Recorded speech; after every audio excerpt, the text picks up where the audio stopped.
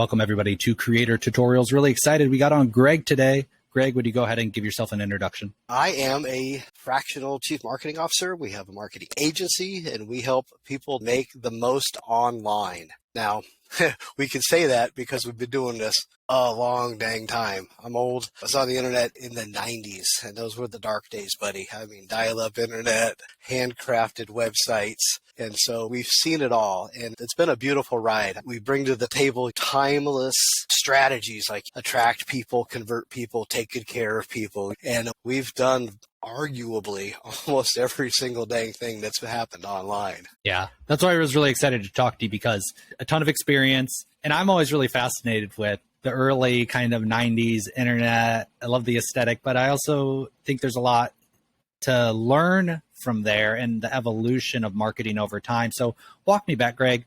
The internet, it wasn't the obvious move. Now it's like, oh, how could you not? But what was the origin story of you like, okay, I'm going to have an online internet-based business? It was a little bit like today, like it's going to go, it's not going to go, who's an adapter, right? And the people that were smart, they got on board, they had a vision. And I was blessed to work with a bunch of companies. So my background, to go farther back, is I have an MIS degree, graduated with honors, University of Arizona, and we were a small business helping hundreds, thousands of small businesses with tech. And so that meant networks, hardware, software.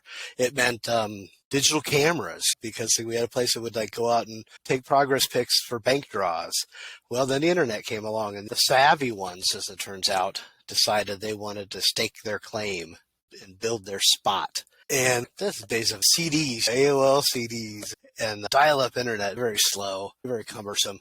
But again, the timeless thing, like reaching people, like you could get a footprint, you could get an audience where you never could before. Talk to me a little bit more, because like I said, I think it's really fascinating, this kind of evolution, because I was there, AOL, I would rush home after middle school and I would get on AOL.com and send out my instant messages, right? And that was kind of my first, like, I'm entering the internet age. And then there was texting, and then there was Facebook, and then there was, and so I was mostly a consumer, right? But interested to hear you as a practitioner, somebody who was doing things back then. What was it? Kind of mentioned it a bit, like it was dial-up speeds and it was very basic websites. And but walk me through that kind of transition to where we're at now. I think that's really kind of fascinating. Been a tremendous arc, right? Yeah. We always wanted to do more, and we were always kind of crippled by the existing technology. And so there's this arms race, if you will, from like the people who are helping create the internet and the platforms. I mean, Mark Cuban, he made a bunch of money figuring out that people wanted to watch sports online. Made his first billion back in those days, right? So people that had a vision were doing that. I'm into music. We had a band. We were on MySpace. That's a predecessor like to Facebook. And so it's where we really start to see a difference, right? So you have to either create your own website, make it, buy a programmer, pay a programmer, host it, and you create your website, right?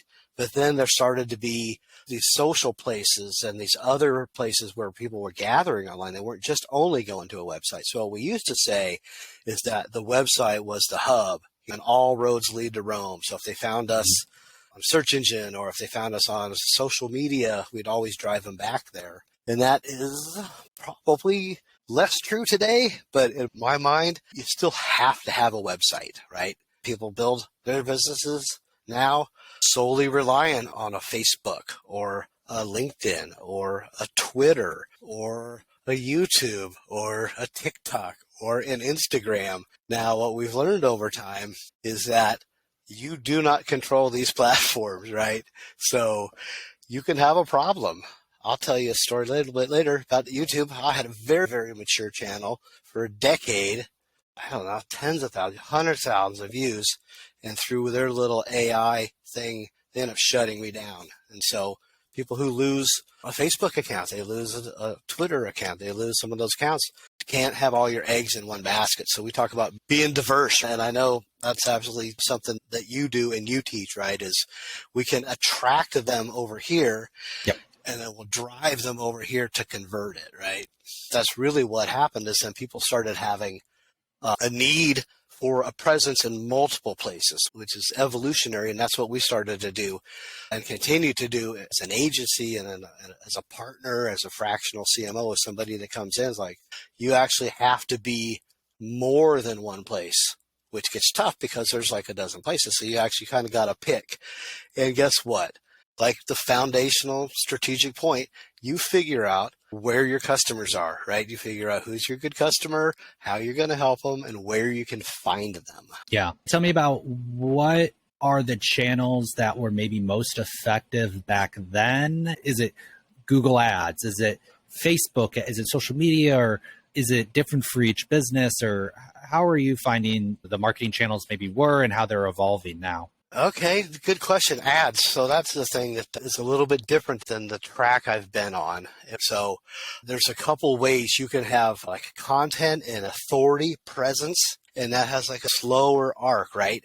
So if you want to get eyeballs and attractions, we talk about attention is the new currency, kind of always been a currency, but it's more accentuated today.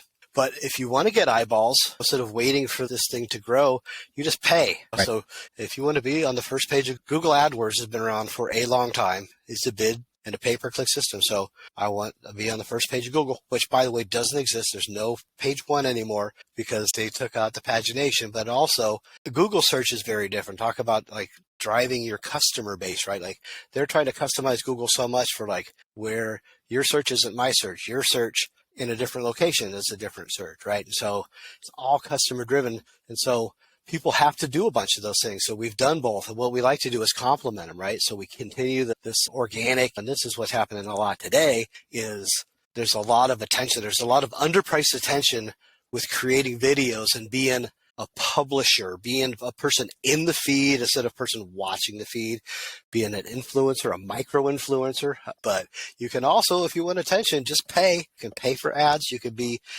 right on the front page of Google. You can pay to be every third presence, like in a Facebook scroll. Yeah. That's what we do. So we help people. And usually it's a blend, right? I need to get some people and refine my offer and back to conversion, right? Get attention. Attracting and then converting. So if you can convert better, then you have to pay less for your ads or pay less for traffic. And so that authority part is where we help a lot. We've done video for over 10 years, and we've done what we call reputation or like online reviews 6 or 7 years. Because here's the thing, the first thing that people do when they hear about you from an ad, from a recommendation, and they're going to go check you out online. So you better make sure that you're showing up well. Yeah, 100%. I'm thinking, what's a hot list, basically? What are the things that businesses should definitely be investing in? The website, first of all. But what about some of the other marketing channels that you're thinking in the year 2023? Okay, these are things that you should be focusing on. Absolutely. We would call those our core four. So of all the stuff we've done and all the choices that you have, we talk about these. And be repeating myself because these are fundamentals. Reputation. So make sure like a good, solid Google business profile and treat people right. Get reviews. It helps you get found. So not only do you got to get found, but then you got to get chosen.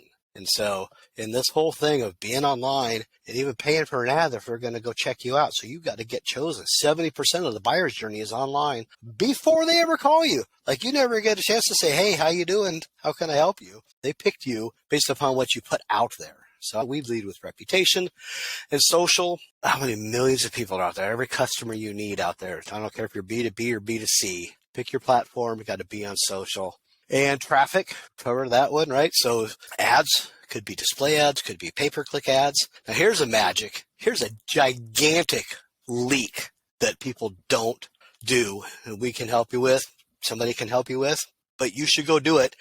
And it's called retargeting. Now, everybody's seen it, right? You look at that printer on Staples, you look at those headphones on Amazon, all of a sudden, here's an ad, here's an ad, here's an ad. Well, that's because we know the traffic stories that when you got their attention, they came to your website and they leave. And they leave like 96% of the time, 9 out of 10, something like that, without contacting you. They didn't opt in, they didn't buy, they didn't sign up. But we can follow them with those ads. So that's a huge piece that we can usually add to somebody, even if they're doing well. Let's put that into the puzzle. And of course, the last one is basically the website. These days we call them a funnel. and we call them automation, going back to this like constant contact business partner. That's what we did back in the day. We like, get your free report, give us your email. Well, that's still today. Now that could be a video, it could be a checklist, it could be all of this stuff that you see, but we're trying to convert them and get them. So those 4, we think you got to be doing. Yeah. No, I think that's great. I ditto that recommendation. Those 4 definitely. So it's the website, it's social, it's paid. And then what was the first one that you said? It was the reputation. The reputation. Right? Yeah, reputation. It's all shored up by video. Like video works in all of these. If you don't have a video on your homepage, it's going to get them to stick and stay and pay attention, right? Yep. Yeah, I think they're pretty much right on the money. I saw a recent study that says 82% of all internet traffic is video, and 70% of that is watched on a mobile device. Oh my gosh, believe me, man. So we made video with big giant cameras, smaller cameras and flip cameras, and now here you go, this guy. TV studio in the palm of your hand. Yeah, it really is. It's amazing. And now you got to shoot this way, which took me a while, but now I'm a believer, man. This is because that's how it is. People scroll. That's what they got us do. Yep. Well, I always like to go over the tech stack that people are using in their business. So it sounded like Constant Contact was one. That's an email marketing service, if I'm right about that. But what are some other websites? I know you're big into AI. What are some of the websites that you're using in the day-to-day in your business that you find really helpful? Absolutely. So if we're going to go from the top, reputation is the first one. You got to get the Google business profile, right? Got to get in there. There's some great teachers in the world, the Google Gal, right? And get that shored up. So if you're doing business online, and that's who we help, and I don't know who doesn't need to have an online presence these days. You got to start with the king, right? So we want to start there. And then you could get an agency that specializes in it, like myself or somebody else, to help you not just have that beginning step, but you got to manage it. And then you got to build, always getting reviews. And you got to market it. So we're kind of specialized in like showing off your reviews. Like that, just having them is fine. But how about just putting them out there? And you've seen it. People always putting their reviews on social media, and we turn them into videos, right? And then on social, find out where your customers are. Find out who's your good customer. Find out where they are. Find out what their problem is, and tell them how you're going to solve it. So on one of those platforms, but again, you don't own those platforms. So make sure, you're getting them on another list. So you have a social list, you have an email list, and then to transition into the last one, you have a pixel list. So if you're doing those ads, your stack would be to have somebody that can help you with retargeting. And then AI, oh my gosh, I love this stuff, man. How great is that? So again, on this whole decades long thing, let's embrace the new. Get on board, because now it is great. I can see this stuff really changing in the marketplace.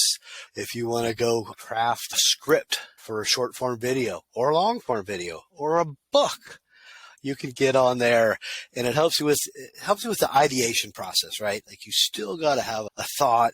You still got to put your own twist to it. But what it does is it speeds that up. Even the top copywriters that are my associates, they're embracing it because it just helps speed the process and get more reps. Let's fail forward. Let's fail fast. Let's get the reps in, and let's up our game. Yeah, definitely using AI tools in a similar way. It's not at the point where it's replicating my voice and my speech style, but for getting ideas, it's awesome for that. Well, Greg, we're up at the end of our time here. Definitely have to have you back on. You can find both me and Greg every Thursday on something called Tech Corner. So Tech Corner is a networking event through the H7 networking group. And every Thursday, me and Greg teach different things. I talk about YouTube and social media. He talks a lot about video marketing and different AI tools that he's using. So I'll put the link for H7 Tech Corner down below if you ever want to attend that. But Greg, what are some other ways that people can reach out to you, connect with you, and find out more about what you do? Absolutely. Thank you so much. Yeah, come see us. It's free. There's got so many great rooms over there at Tech Corner. It's an honor to teach along beside you. And I tell you, I've learned a lot from you, Alex. The agency side and the fractional CMO side is called mappingyourmarketing.com. We'll put some links below here so you make that easy for you, and just click on those and connect with Greg there. And like I said, we'll have to have you back on. I really appreciate you being on today, Greg. Thank you. Excellent. Hey, thank you.